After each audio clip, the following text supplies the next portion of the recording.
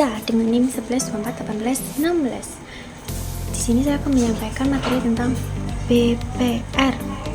BPR atau Bank Perekonomian Rakyat, di mana dulunya yaitu Bank Pengkreditan Rakyat. So, BPR yaitu lembaga keuangan bank yang melaksanakan kegiatannya secara konvensional atau berdasarkan prinsip syariah, yang melaksanakan kegiatannya tidak memberikan jasa layanan lalu lintas pembayaran.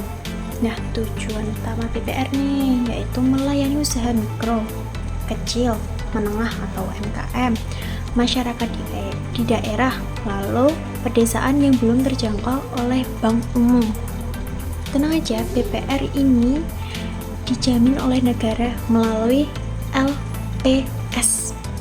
Ingat, melalui LPS. Nah, BPR sendiri yaitu memiliki dasar hukum pada Undang-Undang Nomor 4 Tahun 2023 tentang P2SK atau pengembangan pengelolaan sektor keuangan, di mana dulunya yaitu pada Undang-Undang Nomor 10 Tahun 1998 tentang perbankan. Sekarang sudah diganti pada Undang-Undang Nomor 4 tadi. Nah, BPR sendiri itu dapat berbentuk seperti PT atau perseroan terbatas, terus PD atau perusahaan daerah, dan koperasi. Untuk contohnya sendiri yaitu ada BPR BKK atau Pengkreditan Kecamatan, ada BPR Lestari, ada banyak sekali contoh BPR.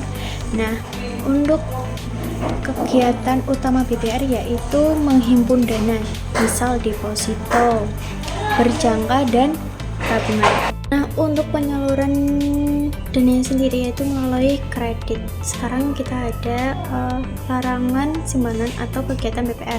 Yang pertama yaitu larangan melakukan penerimaan simpanan melalui giro, karena BPR hanya boleh menerima simpanan tabungan deposito. Lalu yang kedua itu usaha dalam valuta asing. Lalu penyaluran modal, ada usaha peransurasian dan jasa lalu lintas pembayaran, itu tidak boleh. Lalu peran BPR sendiri yaitu menyediakan akses keuangan, edukasi keuangan, lalu pendukung UMKM, lalu ada mobilitas modal. Nah, kepemilikannya yaitu ada pemerintah dan swasta.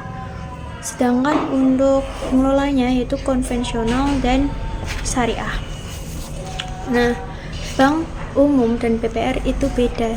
Di mana dalam jasa lalu lintas, BPR itu tidak menyediakan giro, clearing, dan falas, sedangkan bank umum itu menyediakan giro, clearing, dan falas.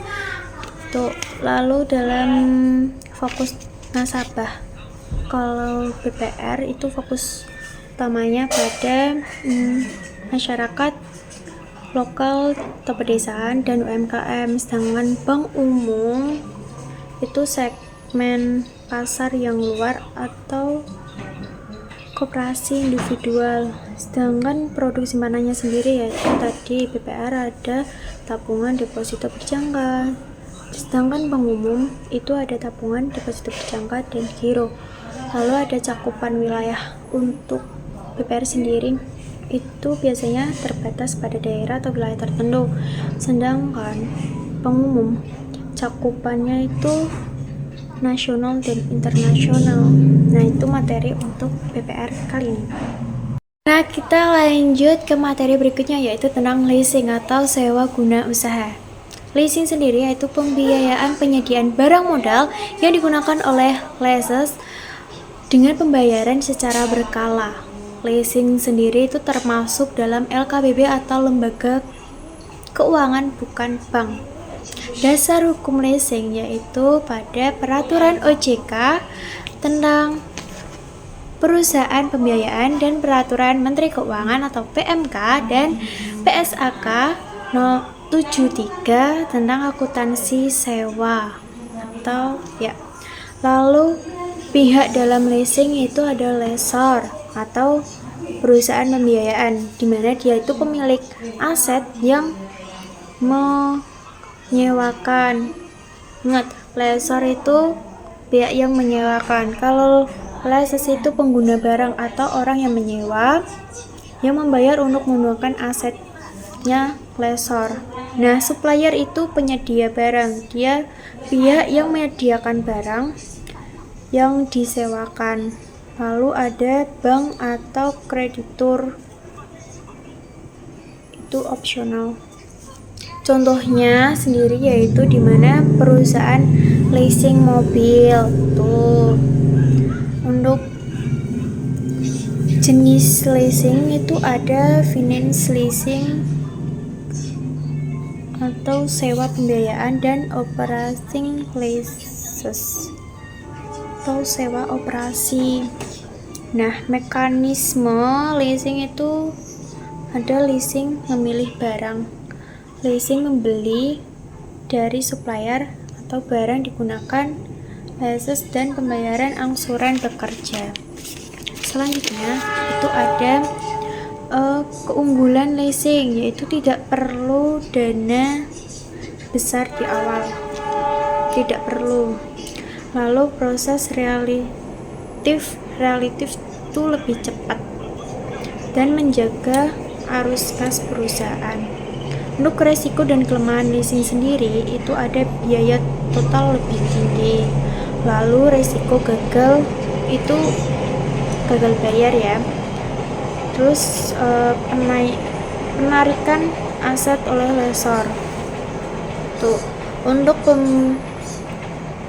perbedaan leasing sama kredit bank, kalau leasing itu kan objek barang, sedangkan bank itu objeknya ke dana, dan leasing itu lebih fleksibel. Nah, contoh perusahaan leasing itu ada ACE, Mandiri Tunai Finance, ada Adira Finance, atau itu Konven dan Syariah. Itu masih banyak banget contoh-contoh perusahaan leasing. Terima kasih sudah mendengarkan sampai akhir. Bye bye.